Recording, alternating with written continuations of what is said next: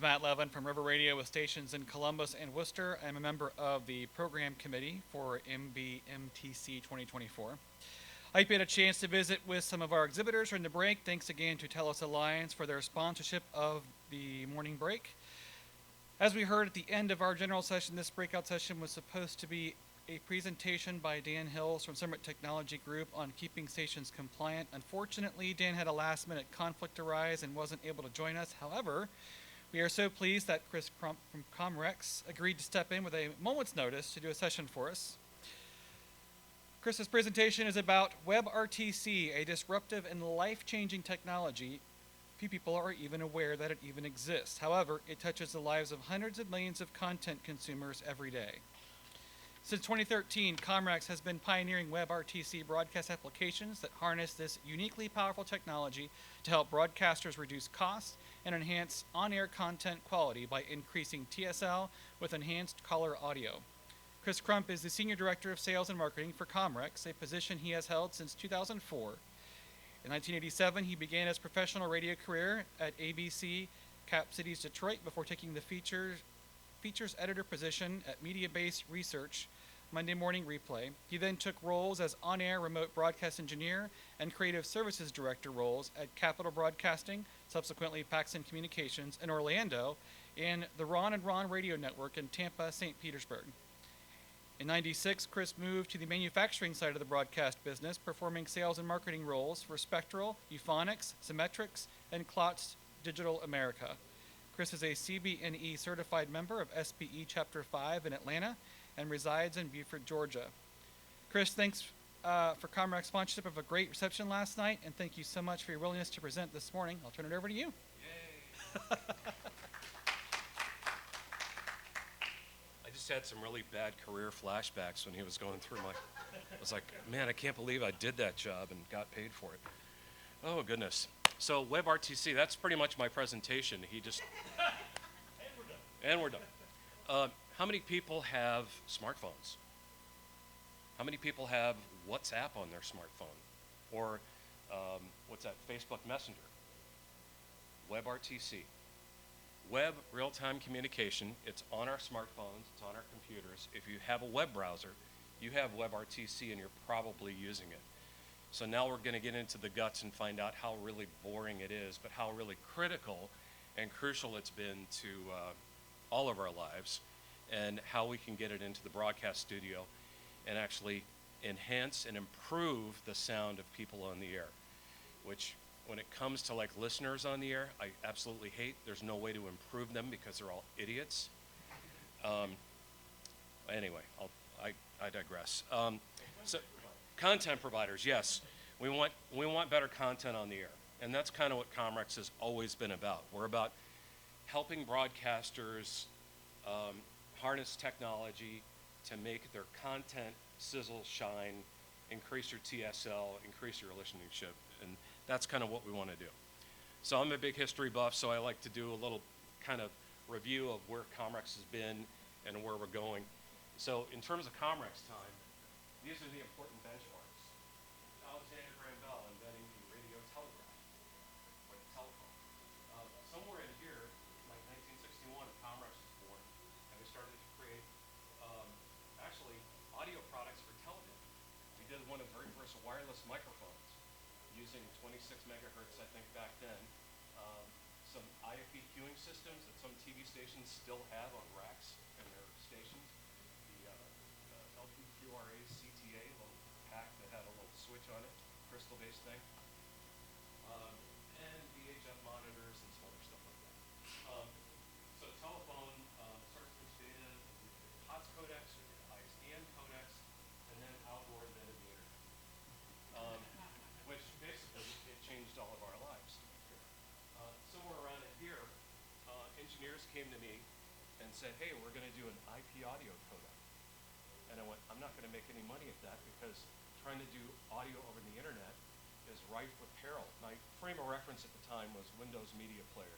So, late 90s, early 2000s, if you try to play an audio file, it would skip and stutter, and there was 8 seconds of delay, 40 seconds of delay. There was no way we were going to make that work. Well, somehow they did. And so Tom Hartnett is our technical director, and he has this gift of being able to swirl the misty mists of the future, look at technology and go, we can use that to help broadcasters do their jobs more efficiently. And one of these things was something called WebRTC, Web Real-Time Communication. And I have to tell you, we went to a lot of really boring conferences, really boring, stultifyingly, mind-numbing boring. I'm not a coder, but I still went, and we learned about this technology. But without getting too deep into it, we are going to get a little deep into it. Basically, it's harnessing technology that is in the common web browsers that are on all of our computers. Here's a brief little timeline to give you an idea of how recent these technology developments are. In 2010, Google acquired a little company called Global IP Solutions, and they came up with this WebRTC concept and got an IETF and World Wide Web Consortium draft release and made it into an open source project. Ericsson Labs actually implemented something called the Bowser, which was a really bad marketing name. And then the first browser-to-browser audio call using high-quality audio was 2013. And then data transfer browser-to-browser. You might remember that Telefonica had something in the Firefox browser. There was a link you could press and send something to somebody with another Firefox browser. They could click on it and you could communicate. That was really early WebRTC back in 2013. Google Hangouts in 2014 started to introduce some WebRTC applications. And in 2017, we introduced our first WebRTC product called Opal, which is basically a hardware box, which is a WebRTC server in a box. You can send a link to a guest, they click on it, and it connects directly to that server. And through the web browser, you're doing high-quality audio, like 20 hertz to 22 kilohertz high-quality audio using the Opus coding algorithm. And we've actually shipped the first stable release in 2018. So we're pretty early into it. And the big key to WebRTC was getting all of these major players of web browsers kind of on board with it. And this is the big surprise right here. The fact that Apple wanted to do an open source project, but I don't think they felt that they could be left out of it. They had to implement that in their web browser. So, what is it that's in a web browser? What is this technology? It's a bunch of lines of code pretty much, but it's actually three things. It's an audio engine, it's a video engine, it's a data engine. So these are the three things that WebRTC does. It does high quality audio using G.722 or the Opus coding algorithm, and we'll talk about Opus here in just a minute. It's a video engine that does BP8 encoding or H.264 MPEG encoding, and then it's data commonly for text and for sending files back and forth.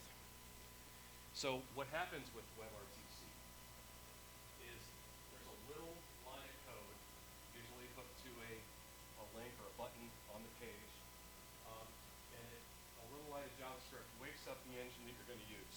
So you hit a button on the interface, on the web browser interface, line of JavaScript says, okay, we're going to do audio, and then it starts to do some things that look very much like SIP, voice over IP. It implements stun, a NAT firewall mechanism to get through NAT traversal and firewalls. It does an SSL certificate exchange on port 443, which is exciting. It gets permission to use the camera or the microphone on the web browser on the device, and then it establishes a peer-to-peer connection between the web browser. So it does all that stuff in pretty much a split second. An example of WebRTC is on the Comrex webpage and probably on your bank's webpage, and almost on any web page.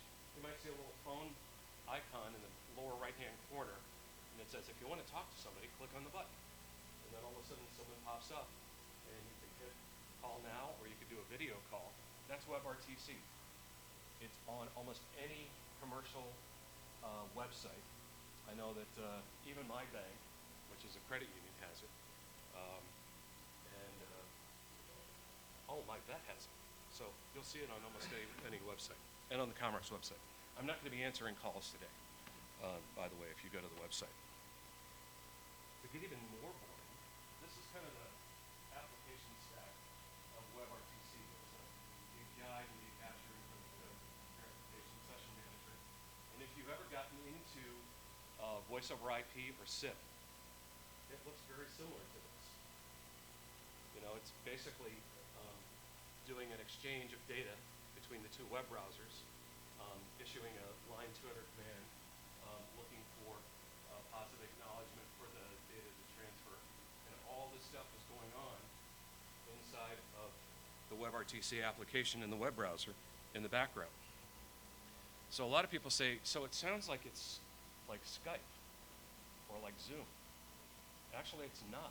It's nothing like Skype because Skype is an application that you have to install on your computer. Zoom is an application you have to install on your smartphone. WebRTC is a technology that is already built in to a web browser that's on your computer or on your smartphone. So with Skype, the user must be on the device. You actually have to be in the directory. You have to be able to find them. There's a lot of steps back and forth to actually establish a Skype call.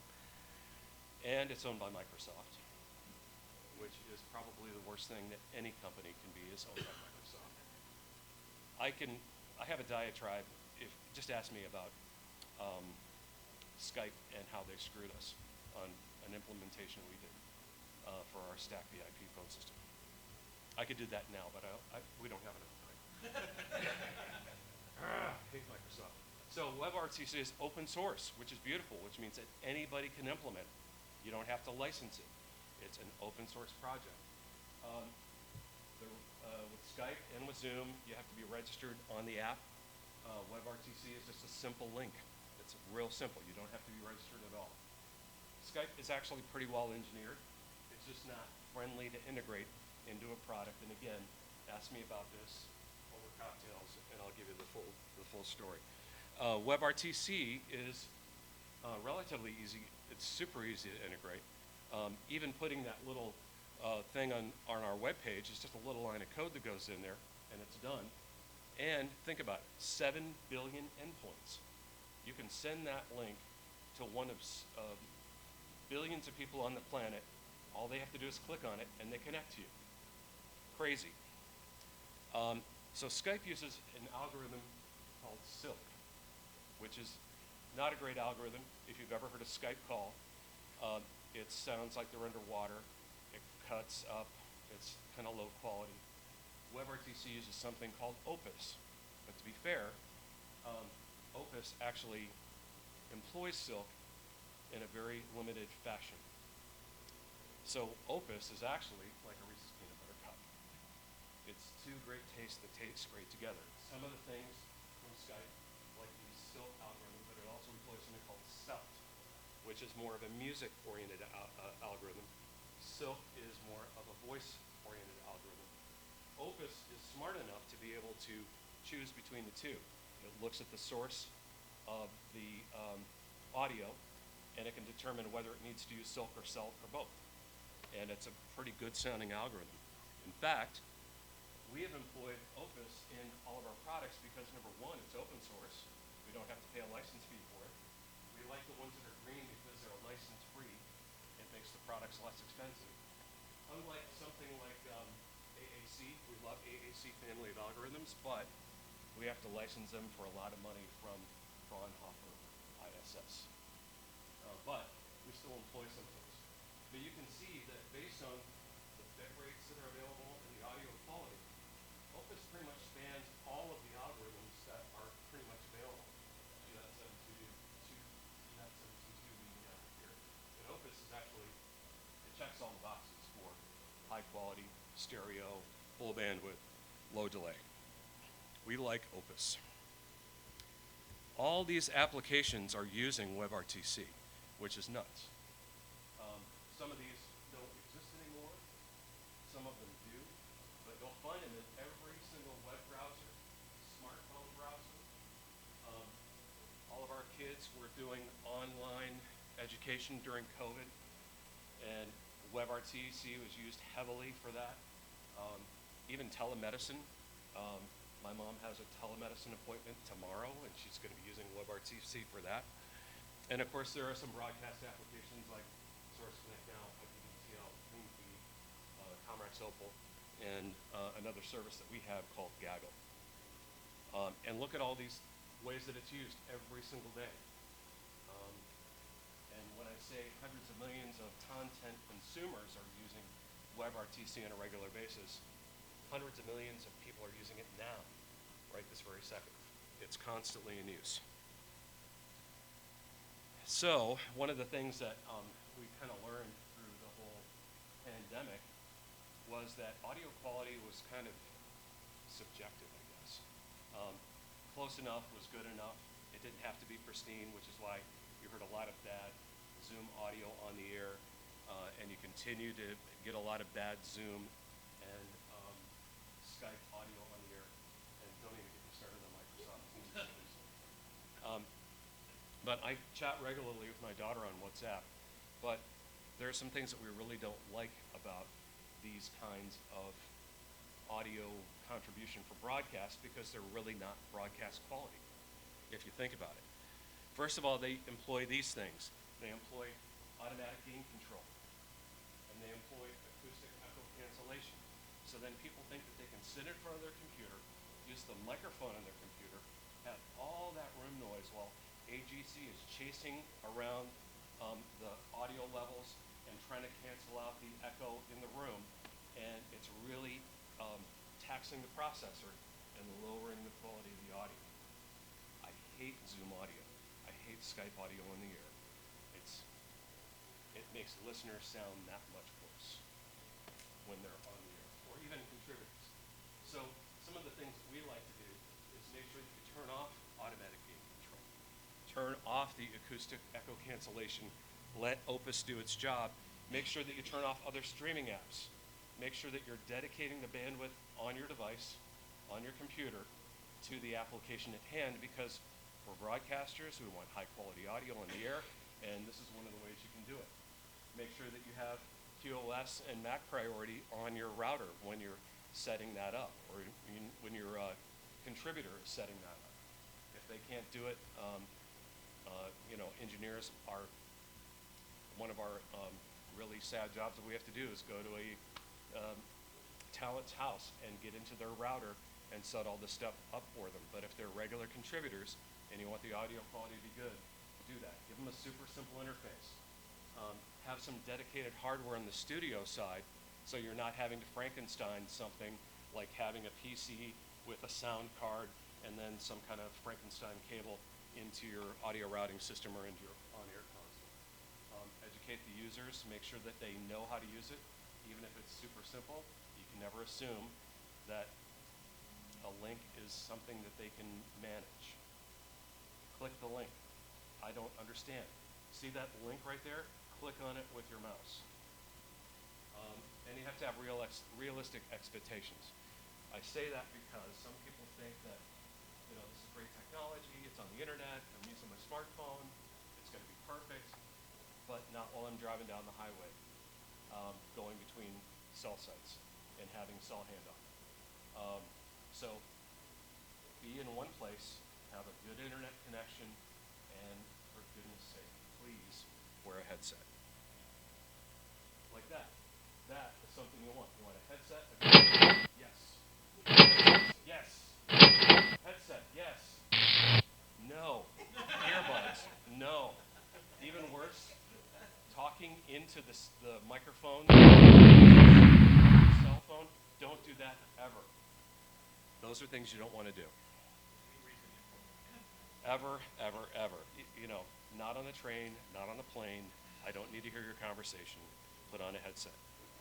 So, I put these up here because one of the things that Comrex has been really kind of shifting and pivoting toward, we've been making hardware for a long time, since 1961. But I think all of us are consuming product differently. We're not just buying hardware, we're starting to buy more services, and we see more vendors actually offering subscription-based services. There are software as a service, platform as a service, whatever as a service. And so we've kind of pivoted and offered our very first service, which is something called Gaggle.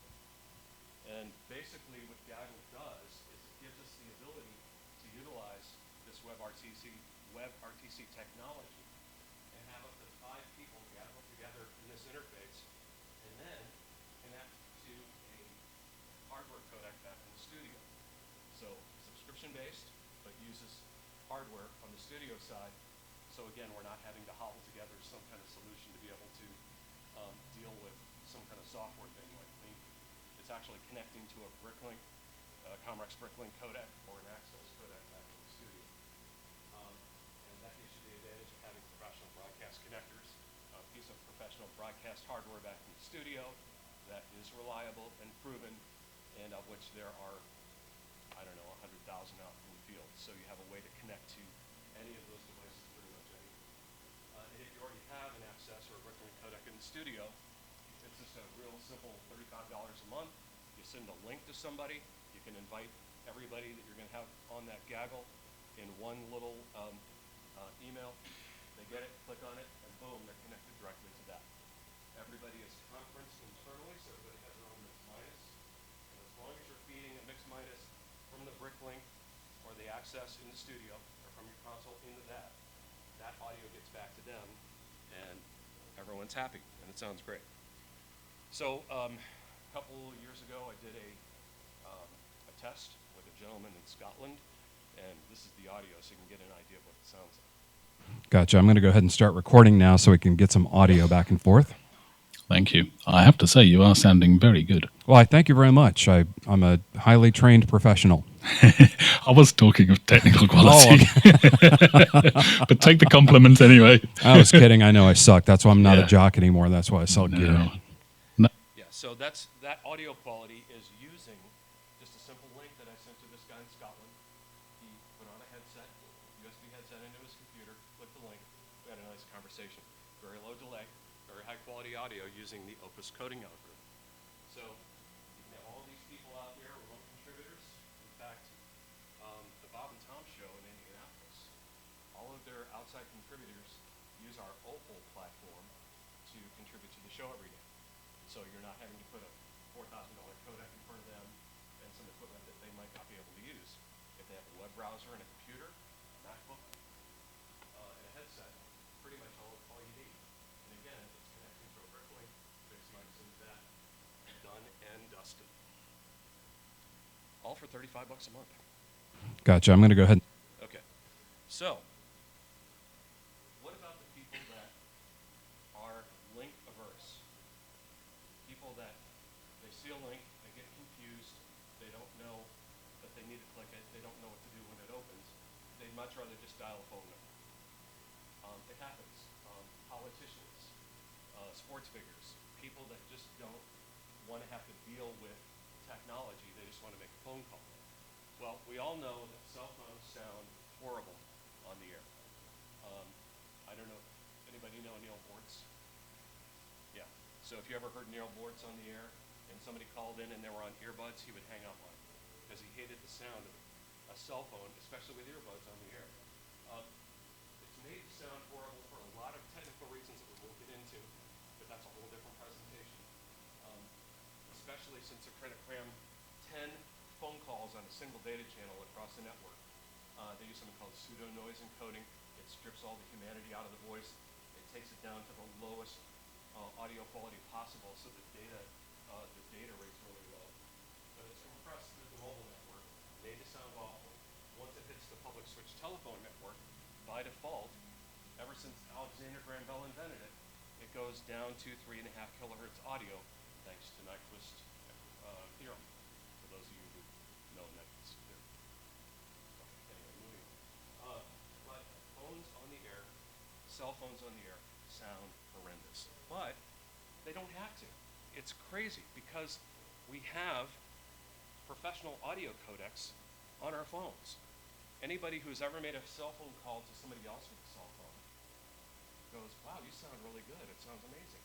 That's because it's using the AMR wideband codec that's on the phone through the cellular network. The 4G LTE spec actually has something called voice over LTE or VoLTE that is HD voice quality audio. Well, that's great if you want to do cell phone to cell phone, or if you want to take a cell phone and plug that directly into your console, but you can't get it to the studio if it hits the public switch telephone network because they're compressing the hell out of it once it hits the mobile network and then once it hits the public switch telephone network, even though it's voice over IP. So, how do you make a cell phone sound great on the air without having Frankenstein something? Well, years ago, and this has been kind of Comrex's holy grail for 10, 15 years, we've been working to try and make this happen. We approached WTOP in Washington, D.C. because Chris Wallace was contributing to their show like every Thursday, and he would call from his cell phone on the way home from his Fox News show. This is when he was at Fox. So this is a little snippet of him on his cell phone on the way home when he was in D.C.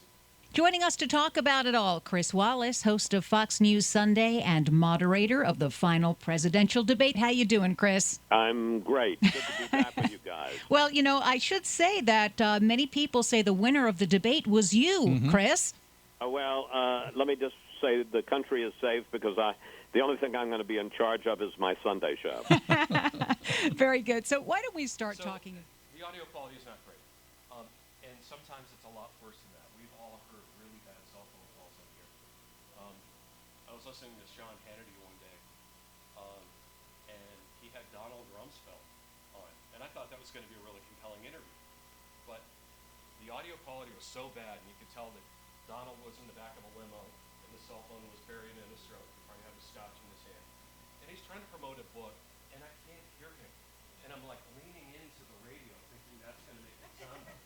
And it was so frustrating. It's like, this is a national show.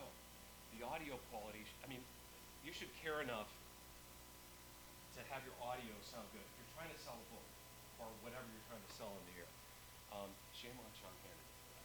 Anyway, so we knew that this was an issue for someone like Chris Wallace. So we did what's called the lash up, where we took what we could with the technology and we created our own little lash up to make the ability to dial a cell phone directly into a codec. And this is what that sounded like. Joining us live to talk all about it, Chris Wallace, host of Fox News Sunday. Hello, Chris. Hey, guys. What are your observations as we get closer? Well, first of all, yes, they're going to be barnstorming the country, and particularly the upper Midwest, Michigan, Wisconsin, Iowa, and Pennsylvania as well. But it's not nearly as important as it normally is because of this explosion in early voting. We at this point have over 80 million Americans who have voted. It's going to be roughly 2/3 of the total vote in 20. So, excuse me, it totally changes the dynamic of the listener experience. Because now you can hear the voice. He actually sounds human. All the humanity is not stripped out of him. And Chris could just dial a number on his cell phone. He might have had earbuds on. If he was on board's show, he would have been dropped. But it sounded great. He loved it because the audio coming back to him was great. He could actually hear them better. Unfortunately, the cell phone phones suck. They are horrible. We hate them a lot. Verizon, we went to them, we gave them a proposal, we said, open up the voice over LTE spec to us so we can put it in our hardware so we can get those broadcast calls on the air. We worked on it for like several months. Lots of meetings, lots of proposals. We had a list of technical things that needed to be done. Then we get to the point where the marketing people got involved and they said, how many licenses do you sell? Not enough. They want hundreds of thousands. Killed the project. So then we went to AT&T. Same thing. T-Mobile would not even take my calls. I sent them like care packages via FedEx. I finally got a hold of one guy, and I was explaining to them, our customers are like the NFL, the NBA, SiriusXM Satellite, iHeart. All the major broadcasters use our stuff. You hear our products on the air every day. And they said, well, it sounds like a solution without demand for it, so we're not interested. So frustrating.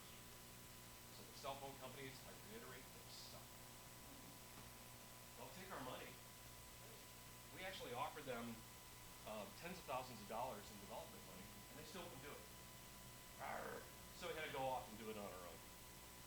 So the trick here is we actually found a voice over IP provider that will actually take the AMR wideband, transcode it to Opus, maintain it through their network, feed it into our Gaggle platform, and get it to the on-air studio. It works. It is so close to being available, and it's wonderful. It's going to improve the sound of people that need to contribute but don't want to click a link because they don't want to open up a web browser. But they can dial a phone number that will assign to you, and bam, it's on the air. You can have it auto answer.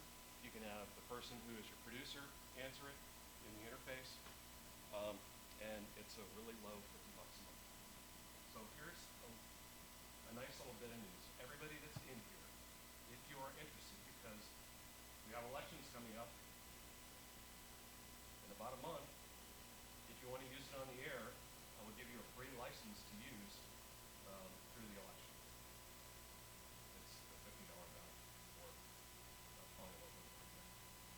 So we want this to be heard on the air. We want to improve the sound of a phone call on the air. We don't want crappy cell phones to get on the air anymore. We want people to use this technology. So it can be done. So that's pretty much the pitchy side. Sorry about that, but please see me. I'll give you a business card, shoot me an email. I'll get you a license code that you can use. If you already have a Bricklink or an Access, it's a real simple thing that you need to do. You just have to forward some ports, port 50, 60, 60, 15, and 60, 14. Just get together with the IT person, make sure that those are opened up. It's super easy. Okay. People have been asking me about 5G constantly. This is just a little add-on to this presentation. 5G is showing up in cactus in the desert. I call them like garbage cans on poles. You see those all over the place. 5G is, it's not really 5G. It's, I think 4.75 at this point, because the 5G spec has not been fully written, but it does exist. It does exist in various forms in 3 different bands, and it's okay. We still like 4G much better, mainly because the spectrum that 4G is on pretty much is in the 600, 700 megahertz, and you get much better propagation of the signal. So we prefer 4G if you can, which is why we don't really have a 5G modem that we sell, although we are 5G ready. These pucks are semi-popular. There's a Netgear, I can't remember what the model is, but there's a Netgear, and then there's also an Inseego on Verizon, and that was on AT&T. We have people that are using our stuff on 5G on a regular basis, and of course you can use your smartphone's data to lash up to our stuff as well. We're just not completely sold on 5G yet, but it kind of works. Ish. Okay. Wherever it's at. Yeah, the problem with 5G, especially in the higher bands, you don't have a lot of signal propagation, so it can be a little bit dodgy. So we really recommend that people kind of use a combination of 4G and 5G if we can. We really like Starlink, though. We have people that are actually using it as STLs, which I think is a nightmare waiting to happen because, are you using it as an STL? No. Yeah. Yeah, I mean, it's not, I mean, it can be down for 15 minutes at a time, and they can tell you that. So when it works great. The stats on Starlink are crazy. I'm amazed at the up and download speeds and the latency. It's like 40 milliseconds compared to like some of the VSAT services like Usenet and Viasat. They're in the hundreds of milliseconds. They're in the tens of milliseconds. So we kind of like what we're seeing from Starlink. But until Mr. Musk gets all 46,000 of his satellites up in the air, he will have a complete network. And as long as they don't continue to burn up in the ionosphere, saw that a year ago. Some of them slipped out of orbit. Oops, that was expensive. But I mean, it's a pretty good service, so we kind of like it. That's all the stuff I wanted to talk about today. I'm really excited about Gaggle Plus Hotline. Please take advantage of that. I have been authorized to be the intermediary and make everybody Gaggle Plus Hotline positive. Any questions that I can answer for you? Yes. Each of those users on the Gaggle sample you gave, they all have their own license.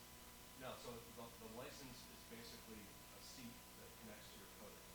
So up to 5 people can be a part of that Gaggle, and you can make those evergreen, or you can basically just do a new link every time. Yeah. So it's per seat. And Each one has their own individual response. correct. Yeah. So in that interface, basically everyone is internally mixed minus. The codec back in the studio needs to have a mixed minus applied to it. We try to make that very clear to people, and they still don't fully do it. And then they say, we keep on getting echo. And it's called not having a mixed minus.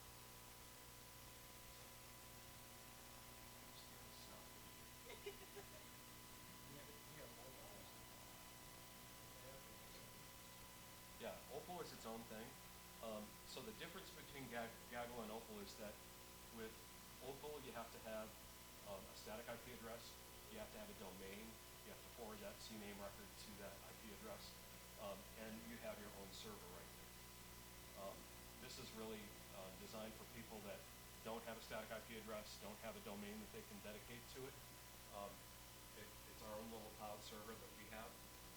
And so Opal is you buy it for, I think, $1,700 and you own it, and you just need to give it the data. Opal is a monthly subscription service, and you don't have to worry about all that back-end IT stuff. Other than getting Gaggle into your Bricklink and opening up a couple ports.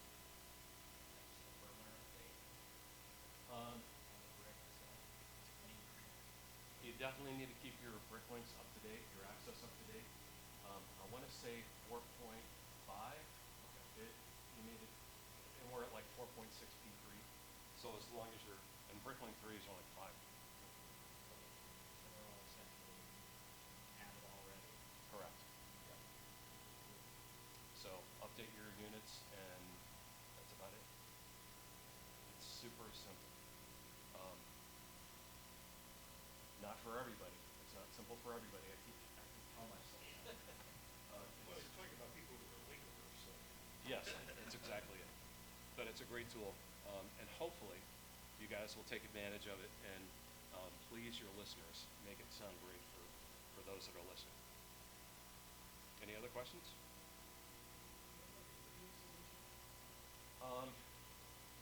Not as WebRTC is. And as you saw, I mean, there's a video aspect to WebRTC. We were thinking about putting maybe just like a reference video on there, but Gaggle is relatively new. We want to make sure that the audio quality is uncompromised, and until we're like a little bit farther along in the platform, we're going to stay concentrated on the audio, and we might add the reference video. All right, I will tell you this. I'm going to hint at the future. So if we go back to Gaggle, the interface, and those of you who are familiar with our product line, we used to make something called the Stack Telephone Interface, and then we have the voice over IP version, which is called Stack VIP, 6 or 12 line telephone interface. We liked them. People liked them.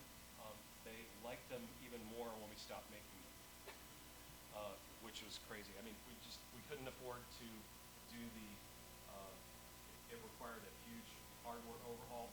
It was going to cost hundreds of thousands of dollars to do that, and we didn't have the sales to justify it, so we killed it. Then everybody wanted one. It's like, we need one. The great thing about Gaggle is it kind of sets us up for that kind of hybrid business model we were talking about, where subscription-based, hardware-based. So this could, especially now that we have cell phones going into this, turn into possibly, potentially, a telephone talk show system that is hardware subscription-based in the not-too-distant future, which is good news for people that don't want to depend on the T brand for all their companies. Sorry. Okay. I have revealed all of my secrets. Thank you very much. Thanks for listening. Thanks, Chris, for a great session. The next breakout session in this room will begin at 11:25 and will be Mark Witowski's session on RDS and small markets. Okay.